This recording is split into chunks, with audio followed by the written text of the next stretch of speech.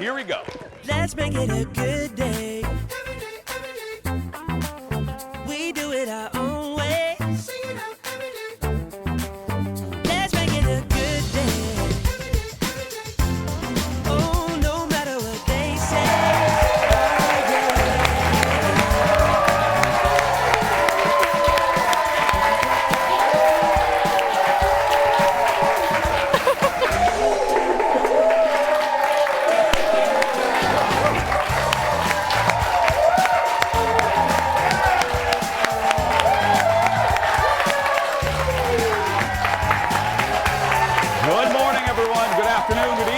Welcome to the Jason Show. Kicking off a brand new week. It's a Tuesday that feels like a Monday. Welcome, I'm Jace. Please say hello to my sidekick sister from another mister and the Debbie Gibson dance-off champion, Kendall Mark, everyone. It's me. How you doing? I'm doing great. How are you? I am doing really, really well. I know. Today is going to be a lot of fun because if you're around my age, if you're in your 40s, this is going to be a really fun show. We secured, as I say in the biz, we secured this booking over the Memorial Day weekend, and it's just going to be fun. Debbie Gibson is in our studio today, not via satellite. She's here, and anyone that was a teen, I was around 12, 13, 14 when her albums came out, and Shake Your Love was played at my junior high dance. I asked out a girlfriend of mine to Only in My Dreams, and how did that work out? She looked at me and she says, "Aren't you gay?" Anyway, but... Huh? Okay. I don't think so. But no, it's just a real treat. Anytime you meet people, it's one of, again, I'm very, especially lately, I'm just very grateful for the show. And when we have days like this where you meet somebody that's connected to your youth, it's a lot of fun. It's just a heck of a lot of fun. What? Oh, yeah, electric youth. Connected to your electric youth. Yeah. So, and the best part is, and this audience is going to see it, everyone, and my buddy Cade, everyone that knows her says that she's just as sweet as pie. And I always love that. I love when we have celebrities here that come to play, like my buddy Paige, Paige Davis from Trading Spaces. We struck up an instant friendship. So I'm going to expect the same from Debbie. We're just going to be besties. Big standards.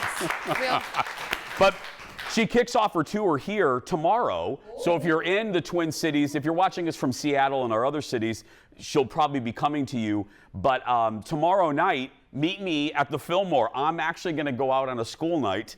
And I know, audience. That's how much I love Debbie. I'm going out on a school night. Why do I sound like Regis Philbin all of a sudden? Yeah. I know. I told you. I'm going out on a school night. Anyway. Kendall, do you ever, I was looking at not the paper, but I was reading this article, and the article said, and I quote, "naked house cleaning." And I thought, thank you, audience, thank you. Tell me more. Thank you. Did you know that we are the home of not one, not two, not three, but 4 naked-ish cleaning services? I'm sorry? Yeah. The newest one opening, I'm not making this up. The newest one is called Tidy Whities. Yeah. So they tidy. And they're here. Bring them out, everybody. No, I'm just the camera's looking for him. He's right there in the front row. It's Engineer Brad, everybody. There he is. Right there. It's Brad's second career. He's going to be head cleaner for Tidy Whities. Oh, I get it. Brad, you didn't know that, did you, buddy? No. Yeah. Oh, anyway, but all kidding aside, they pack in their underwear. They can pack for you. They clean in their little Tidy Whities.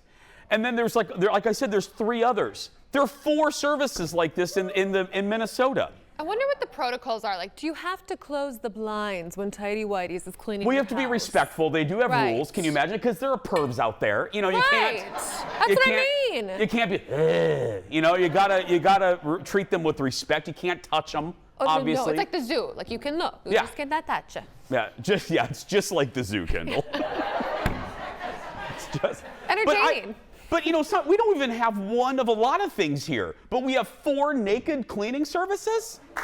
Thank you. Yeah, Eric claps for that. Yeah, Tidy Whities. I forgot. There's like brooms and boobies, and there's something else. I don't know what the other ones are, but yeah. Are you serious? Brooms and boobies? I don't know.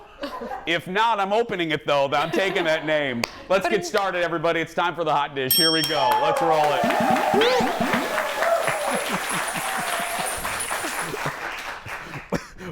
Where do you work? Brooms and boobies? Yeah. Top Gun Maverick debuted over the weekend and delivered record-breaking box office numbers. I'm talking huge. The sequel earned more than $150 million, breaking the record for the biggest Memorial Day weekend ever. So the previous record was held by one of the Pirates of the Caribbean movies, At World's End. It marks the biggest debut. Now, this is what's surprising, audience. It's the biggest debut ever for a Tom Cruise movie, which Tom has been in Hollywood since God was in diapers, so I can't imagine that. That topped War of the Worlds from 2005, which earned $65 million in its opening. Look, this is the 57th time I've said it. Y'all know how I feel about it by now. I'm not going to review it. I love it. I think it's one of my favorite movies in the past 3 years. Fill in the blank. You know what else I'm going to say. What I am also going to say is this proves, even with COVID fears still around, if you put good crap in the theater, people will go to it. You know what I mean? If you put big movies, people will return. Oh, yeah. We've been excited for this one. Yeah. Like, people have been really stoked for a few years for this one, you know? Well, and good reviews don't help. It's universally praised. Again, I love it. So Did go you see like it? It was good? I know. I hold back my opinions, but no. Yes. I can't wait to see it again. We were going to go this weekend because Colin couldn't go, but we had like 8,000 shows to watch, which we'll get to later. Next in the dish, the trailer for the new live-action Pinocchio dropped this morning. Okay, so let's take a look at it, and then we'll bash it on the other end.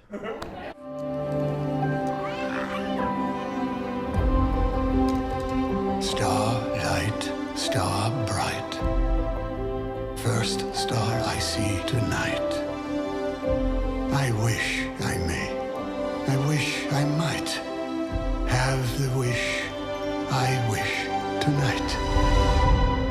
When you wish upon a star.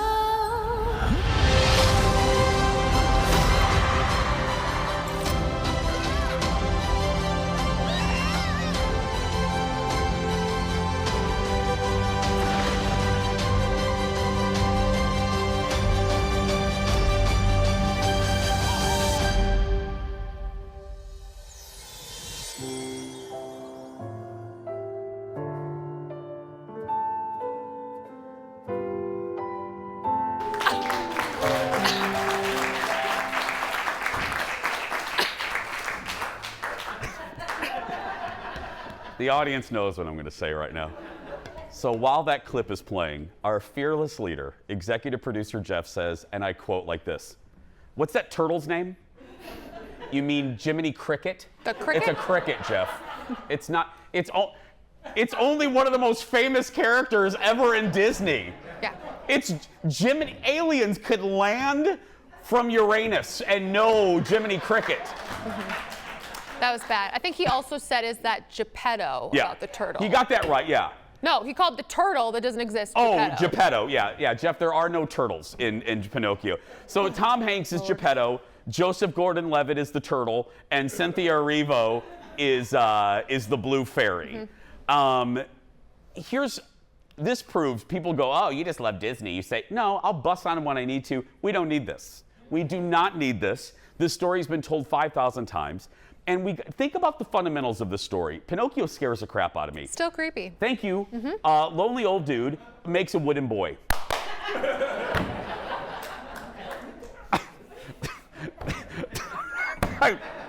Jason, leave it on the ground. No touchy. No Leave touchy. the next comment on the ground. I'm not going to say it. I'm in a good mood.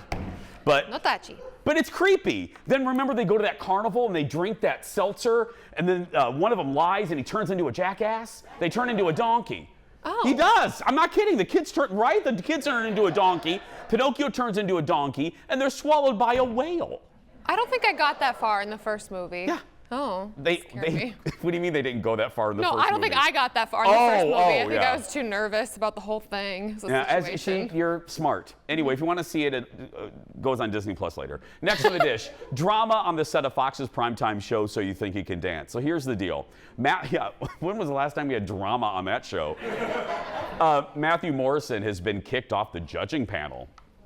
Yeah, I don't know. According to the actor, he failed to follow, quote, production protocols that prevented him from judging the competition fairly. Now, we don't exactly know what that means. They already had shot the audition rounds of the show and had selected their top 12, so it's unclear who's now going to join the judging panel of JoJo Siwa and Twitch.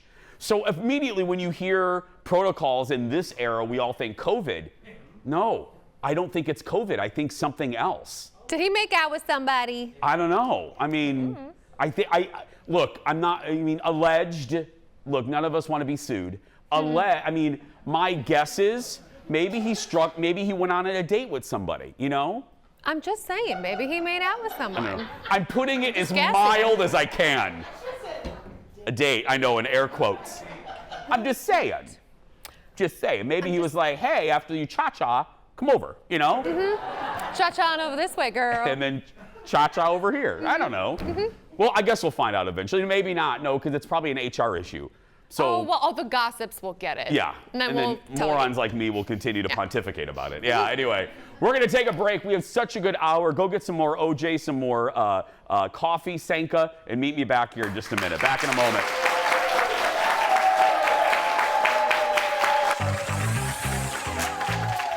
We're not done with the dish. Coming up next, what does it take to become Elvis? Austin Butler is finding out. I'm coming. Then my review of the highly anticipated Obi-Wan Kenobi. What do I do while I'm waiting for the pain to go away? What do I do? And for the rest of the hour, our special guest, my teen dream is coming true today. Debbie Gibson is live in our studio. So shake your love, because this isn't happening only in my dreams. It's happening when we come back. Oh, I look to the sky. Welcome back.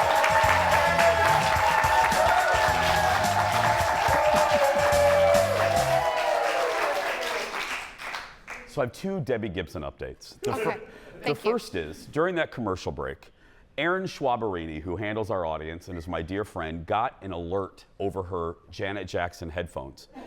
And somebody, a crew member, an unidentified crew member, said the following: Debbie Gibson is here and we have her in the talent room.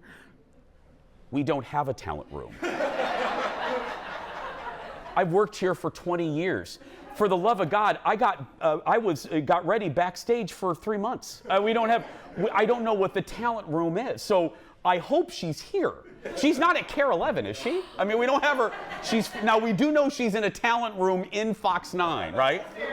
And then the second thing is, we shouldn't let staff members greet celebrities, because I just got a text message from one of our executive producers. I'll change her name, but Lori Lees Fisher. Lori just texted me. She goes, then the first line is, I may have scared Debbie Gibson. Uh-oh. And she proceeded to tell me that she pounced on her. She went up, she goes, hi, Debbie. When I was a teenager, I used to spray water in my eyes to make me look like I was crying, and I would do a music video to your songs. Hold on. Debbie has now left our talent room. She's now leaving the building. Let's keep the staff away from the stars. Can we just do that, please? Next, last week, Harry Styles put all of his trust in James Corden. because James helped Harry shoot his next music video, but there's one catch. They had to do it for under $300, and that is our Late Night Rewind. Hi, what's your name? Virginia. Do you have any plans for the next few hours? No, but Would you be open to us coming into your house to see if we'd be able to shoot a music video in your house? Is that something you'd be open to? no, thank you. No, thank you for your time. Bless you. Thank you very much. Thank you, Virginia. Okay. I thought this would be easier, Harry. I got to be honest. I thought your face would open a lot of doors. Hang on. This is my room. So he's gonna be a lot of places in here. Oh my God. There. This Hang is on. something Wait. like- Wait. Harry, I need you to stay out there. Come in with me. Be honest, you are like a crazy psychopath. Like, because look, I am, like, there's insane. I Harry am, like, beyond. Harry Styles is all over. Is this Harry Styles as Harry Potter? Yes. Are you joking? Our moment at One Direction. Oh no, oh no, I Got feel it. like you're gonna kill him. Here's a little One Direction my book. God. Oh God. It's a One We're gonna Direction destroy book. my room. Right, we need to hide all of this because I'm worried you're a psychopath. It's a little unsafe. Oh, unsafe is good. Here we are. So this is the room. Oh my God. Great room. Right? Gorgeous. Yeah. Super nice. But you're not allowed up here. Not allowed. Don't tell our landlord. Yeah, don't tell our landlord. He might see this. Oh, this is going to be great. This is really going to lift the video. Okay. He might find out. He might find out. You said this watching it. Doesn't Harry seem cool? Harry just seems like a really laid-back guy. Does. You see, hear stuff about him all the time, that he's just the nicest person. Yeah. And I can't wait to see the video when it's. I haven't seen. I have to admit I haven't seen the finished product. And obviously Corden is doing some sort of green screen thing because he's in a giant screen, you know, like a green suit or something. Yeah, with a pole. I don't know. Next in the dish. Yeah. In a few weeks, the Elvis biopic's going to come out, and Austin Butler, Elvis, chatted with, you know, we love CBS Sunday Morning on Sunday mornings, about transforming into the king. Look.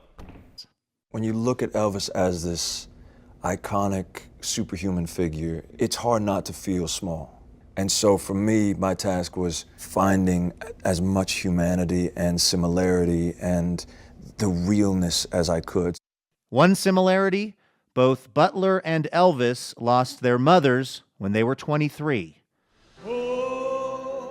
A pain that was still very fresh as Butler was putting together his audition tape. And I thought, well, what could I do with this feeling? And I thought, well, what if I pour it into a song right now? That's what Elvis would do. And so I sat down and I played Unchained Melody.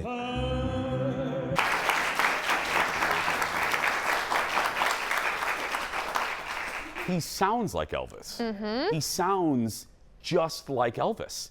And the look, especially young Elvis, he looks, I mean, people were saying he doesn't have a lot of physically similar. I think he does, young Elvis. Right. But, and again, some of the reviews are meh, like Variety, I don't think liked it. The only, some of the big critics said, oh, it's all right. The only person I care about already signed off, Priscilla Presley. If Priscilla Presley likes it, and come on, if the family likes it. And Lisa Marie liked it. Yeah. It's important. I don't care about the shishi poo-poo film critics. If Lisa Marie and Priscilla and the grandchildren and, you know, they knew her, they knew him. Right. Hi, Priscilla, love you. Come hang. That was such a good day. I moderated a Q&A with Priscilla Presley. She's this big. She's that big. And she's just a sweet, she's so fragile. I just felt she was like a little baby bird. I just wanted to take care of her. And she was the nicest thing. I walked around a damn casino with her. It was, yeah. I was like, want to play? I'm like, you have some money, don't you? Yeah. Want to play some games? Can you lend me some of that Elvis t-shirt money? Then I annoyed her, I think, because I talked about Dallas a lot. I know that shocks everybody, but I kept asking her. You did? I know. She goes, I think one time the producer told me, she goes, Jason, the people are here to talk about Priscilla and Elvis, not Priscilla and Dallas. I mean.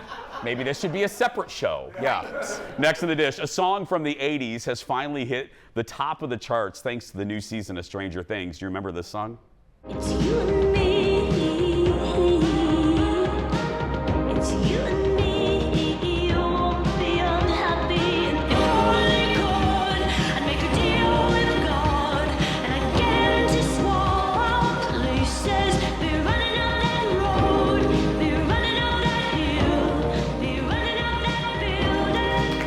Coming Up That Hill by Kate Bush. 80s, we have a theme today. 80s music videos were so great. Look at that. Anyway, it never reached #1 back in the 80s, but thanks to the new season of Stranger Things, because it's in there, it finally topped the charts. And this season is currently #1 on Netflix. And we're trying to Aaron Schwab and I are trying to solve a mystery. If you watched the show for a while, one of our actor friends here in the Twin Cities, his name is Sasha Andreev. We think he's in the new season. So we got to do some detective work. What? Erin's on it right now. She's Googling. What character? What? Do people He's know one of the character? Russian guards. Okay. In the yeah. He's a what? Control room operator. So he's like Leo. Yeah. He's like Director Leo. Director Leo. Yeah, without the uniform. Next in the dish, big news, huge news for Bachelor Nation. Sit down, Bachelor Nation. Thank you, audience. They're so excited. Becca is engaged. That's right, Becca from here, yeah. She and Thomas revealed the news over the weekend, and Becca says that she was the one that proposed. The two have been dating for less than a year. They met on Bachelor in Paradise. This is her 3rd Bachelor engagement, but you know what? Who's counting? You know, and those don't really count. They're not real. They're not. So cut them in half. This is basically her 2nd engagement. That's not half of 3. What? You said cut it in half, and then you said this is out of 3. This is her 2nd engagement. I'm not good at math. I do TV because I'm not good at math. What did I say? Never mind. I think it's great. I know you don't like The Bachelor. I don't know. No, but you represent The Bachelor on the show. I do, and I think that they had good chemistry. Everyone was very worried about Thomas because his season, it was rumored he was just there to be the next Bachelor and be on camera. But he was the guy she proposed to. Oh, okay. Follow along. I already forgot what I read on the teleprompter. What? He's like, Debbie's here, Debbie's here, Debbie's here. That's all he cares about right now. That happens sometimes. Where please stay tuned to the end of the show, because at the end of the show I read a tease for like what's coming up tomorrow, and I'll be like, tomorrow on the show, fun with bacon, bye. And then 4 seconds later, I do that exact tease for somebody else. I never remember what I say. What did I say? Yeah, when am I teasing? Uh-huh. So it's short-term memory loss. It's just, I'm not good at it. Yeah. Sure. Yeah. But congratulations, Becca's if you don't know, the reason Becca's a hometown girl, and we love Becca. She's very nice. I want her to be happy. And she did it. That's cool. She did it. That's right. You know what else is cool? Debbie Gibson. That's right. She's in the building in our talent room. We're gonna find out where that is. We're gonna pull her from the talent room, keep her away from our staff, and she'll be there on the other side of this. Back in a moment, everybody. Come on, Kendall, let's go find the talent room. Welcome back.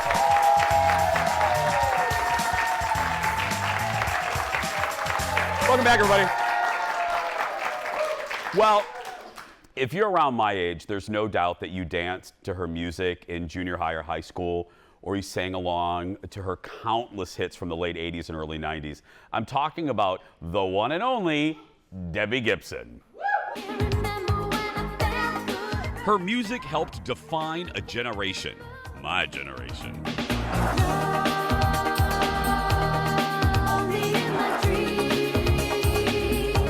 Just months after her debut on the music charts, Debbie Gibson became the youngest female artist ever to write, produce, and perform a Billboard Hot 100 #1 single at just age 16.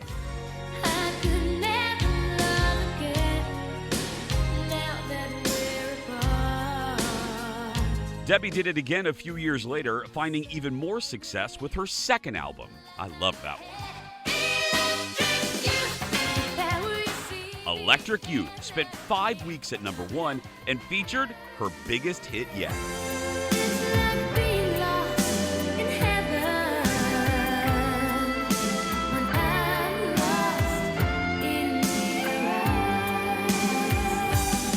Debbie earned Songwriter of the Year recognition, an honor she shared with, are you ready for this?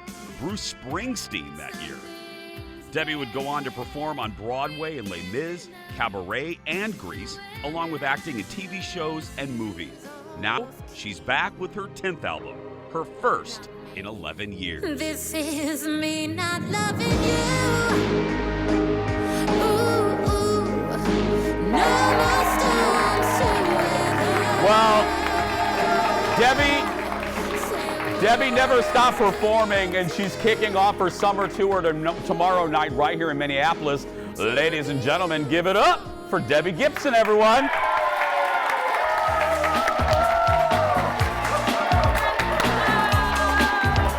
Oh my God! Look at her! Oh! God. Oh. Okay. Thank you. Have a seat. Look, I am as gay as a Golden Girls reunion, but you are stunningly beautiful. Oh my gosh. Thank you. You have not aged a bit.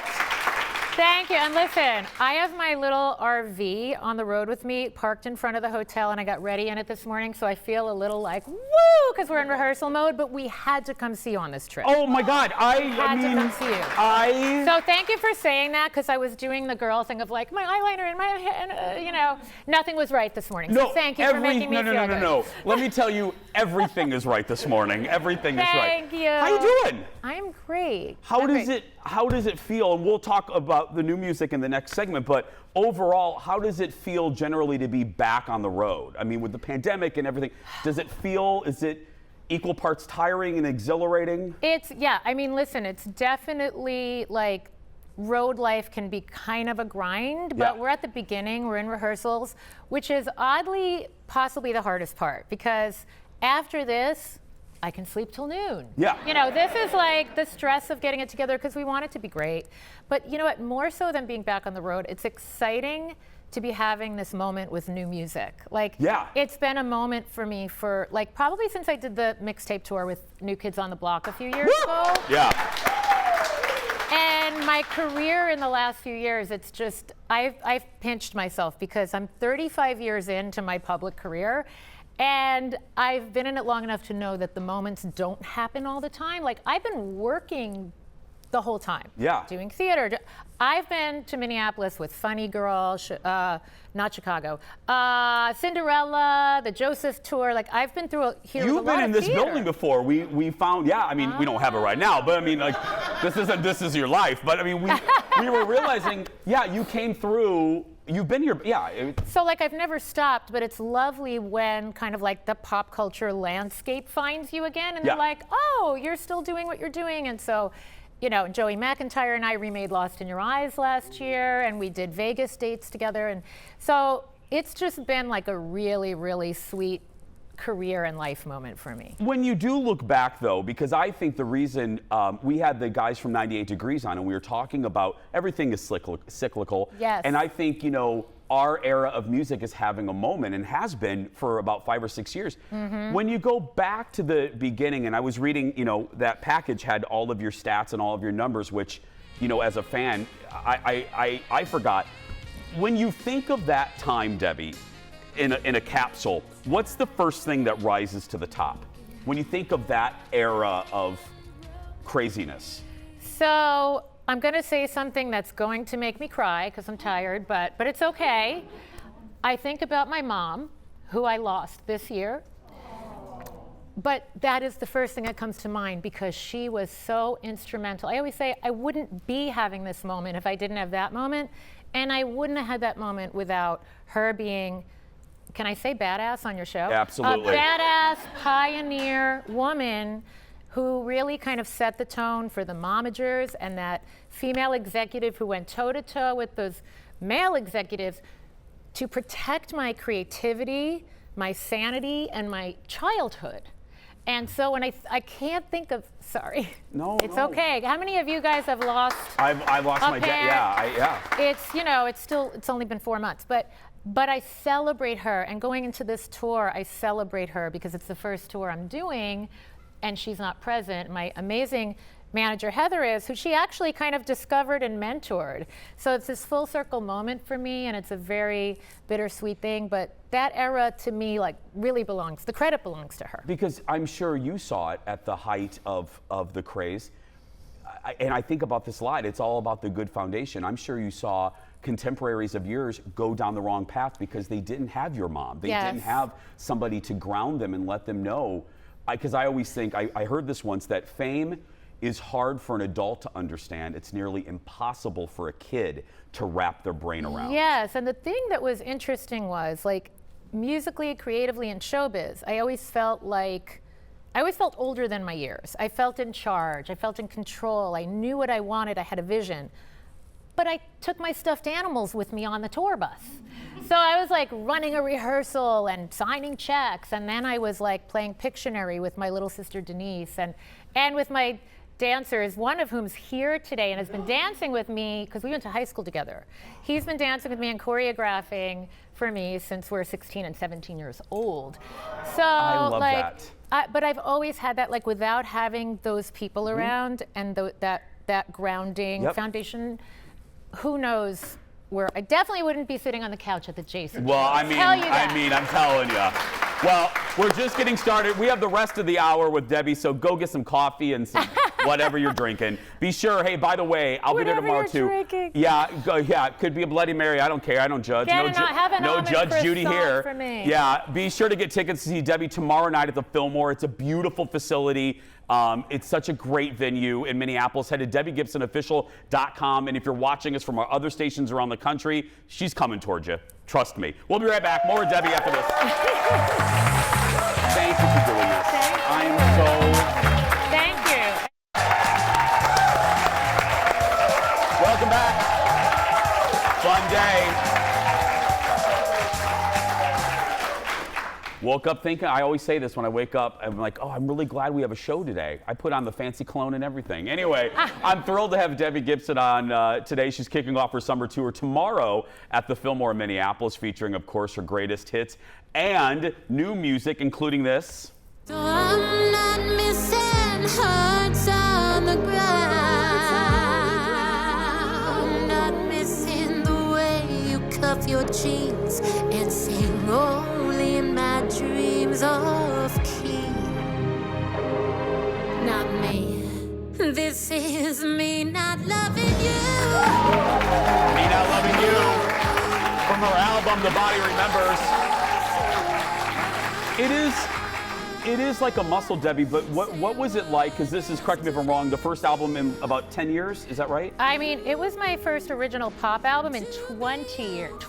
Oh my goodness. Heather, how many did I do in the first 15? Like 9? 9, Heather? Or so. So I like fast-tracked those first 15 years.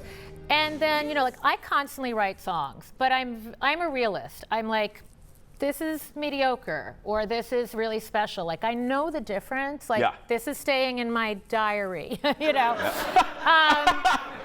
I felt like the more time that went by, the more I got pickier and pickier. I was like, when I do put something out, I want it to really speak to my audience in the way that those early albums spoke to my audience. And I've been through a lot of life, like, check all the boxes of life things, challenges to overcome, and joys, and all the extremes, and they're all on this album. And what's fun about this album is, if you want to just dance and have a good time, it's all there. But if you dig deeper into the lyrics, there are layers to the lyrics. So it's like imparting things if you want that. If you don't, you can just So there's a little dance. Shake Your Love in there, and then a little Only in Your Dreams in there somewhere, both speeds. There is. So there definitely is, because my career started in the clubs, and I used to play a teen club, a straight club, and a gay club 4 nights a week when I was 16 years old. Like a royal flush. Buddy was there. Yeah. And you'll meet him in a little while, by the way. But, you got it. But I used to say to my mom all the time, I can't wait to get to the gay club. Oh, yeah. Because we will tell you if you suck. We will have no problem. We will tell you. We don't hold back. We'll tell you how good you are, or we'll tell you right away. I always say this because I also did a lot of gay cruises, which I loved. Cade, who introduced my friend, was on these cruises with me. I always say, like, the gay audience is very discerning, but then also loves to celebrate music. So it's like, and you guys love your women. We do. Like your like specific female artists, and I'm honored that I get to be one of those. Oh, women. I mean, I pinch myself, you know, like. You're on the. Let's just be clear. You're on the wall at headquarters. I mean, you are. You're like, when we sign in, you're up there. Like you're like, in the do you main not have hallway. a Debbie Gibson album? We're taking your gay card away. Exactly. Right? Yeah. But seriously, because I feel like there is like a celebratory spirit, but like you said, and I got this when doing a lot of Broadway, like you have to deliver. I have to deliver for the LGBTQ audience. So. Well, let me tell you, I have evidence. We didn't plan this. We record our pre-show meetings. We do a meeting about an hour before, and we roll on all of it. And this is not planned, but we were talking about the show, and obviously this is an unscripted moment with me and my very heterosexual staff. Look. I'm excited for today with Debbie Gibson. I am too. Leo, are you excited for Debbie Gibson? Oh, you know. Shake your love. Shake your love. I just can't shake your love. Shake your love. I just can't shake. Oh my God.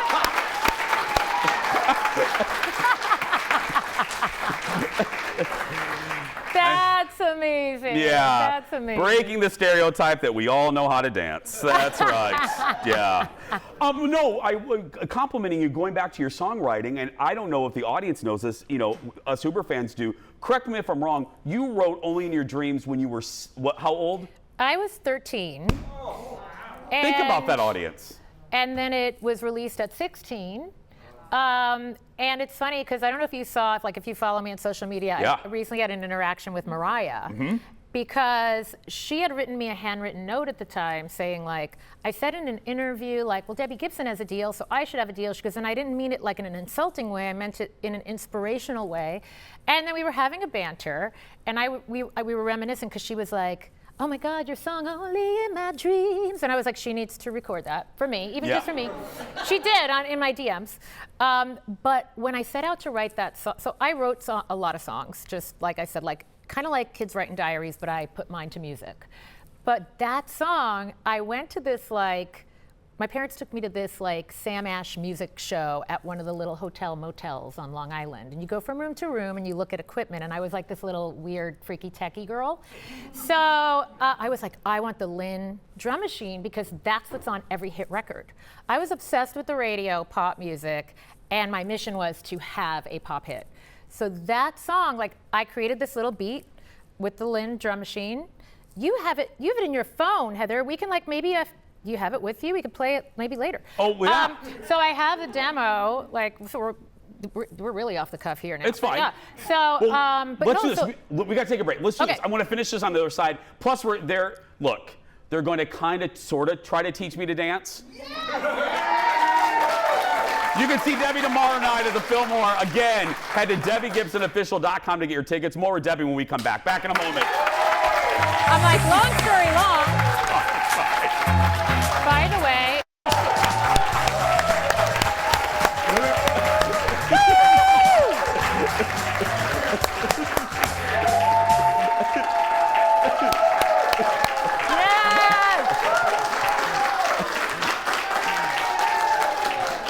Happy Pride early. Yeah. This episode won't air in Florida. Yeah. One of Debbie Gibson's biggest hits became a teen anthem in 1989. Remember this?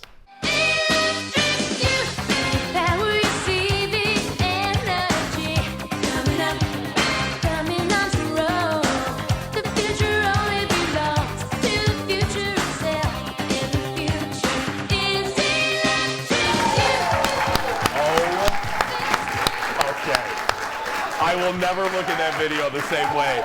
That is Electric Youth with a video that was nominated at this year's MTV VMAs. Okay, now I'm back. We've never done this shot before. I'm back with Judge Debbie Gibson.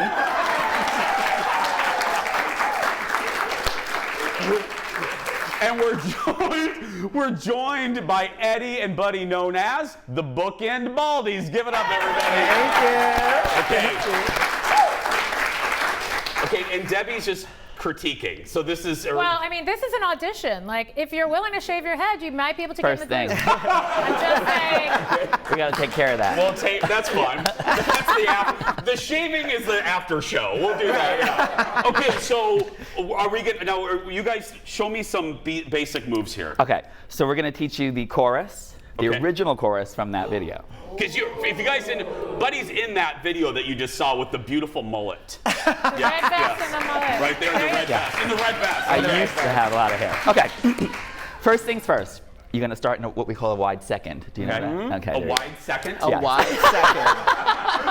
Okay, and we're gonna our right hand is gonna push. All right, that's E. Yes. Now you're gonna push the left, lek.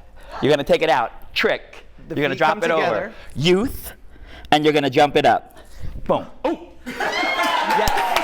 Now you Oh, sorry. make Look, sure when you jump I went early. It's here. that you smolder. Yeah, you're dancing behind Debbie Gibson. You want face, yeah? Okay, let's do it ready? again, because Okay. again, I'm not. Okay, Right. here we go. So you're out. It's right, left, Trick, both, you over, arm, and this arm is here. Oh. All right. Okay, is it a jump and then a this? It's at the It's same time. all at the same time. I feel there's a little slight like cousin of Vogue. I get it. Oh, Okay. It is. yeah. It is That- Vogue's cousin. It is Vogue's cousin. Yeah. Second cousin. Okay. Here we go. Here we go. We have the music actually. So let's play it here. Yeah. Oh, Okay. it's a lot quicker than that. So Oh, just it so is? you know. Oh God. Let's go one more time. Ready? One more time. One more time. Why Tempo. don't you guys do that, and then you guys show them the rest. Okay. All right. Ready? Okay, here we this go. is the verse. We're still on the verse. Oh, we're in the verse. Ready? Just rock with us. Rock with us. All right.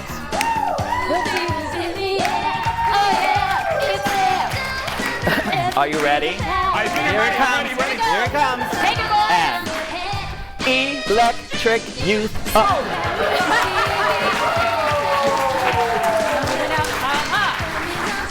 Come on. Come on, you got it. You got it. You got it. Yes. He was all ready to do it. You were repeating. I Yeah. was repeating. Don't There's a feel lot. bad. Yeah? This took me like 5 days to learn this choreography. 5 days. I mean, had one half a segment. It's alright. And you nailed it. Thank you. Nailed it. Give it up. That's Debbie Gibson. Again. Go see them tomorrow night. I'm going out on a school night. I'll be there. Tickets are available for the show. It's a Fillmore. Head to DebbieGibsonOfficial.com to get your tickets. One more time for Debbie Gibson, everybody. And the Bookend Baldies. We'll be right back.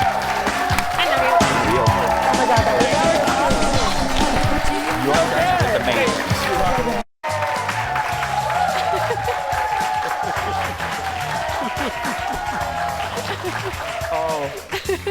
Okay, take a shot real quick. Eric, put the jib over there. Right now, we're calling security on executive producer Lori.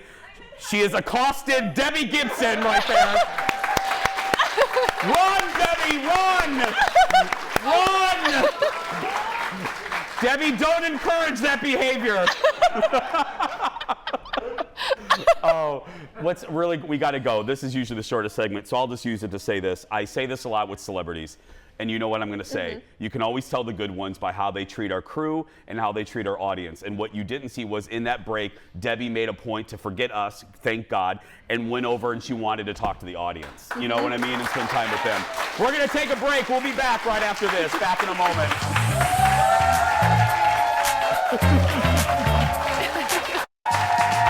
Welcome back.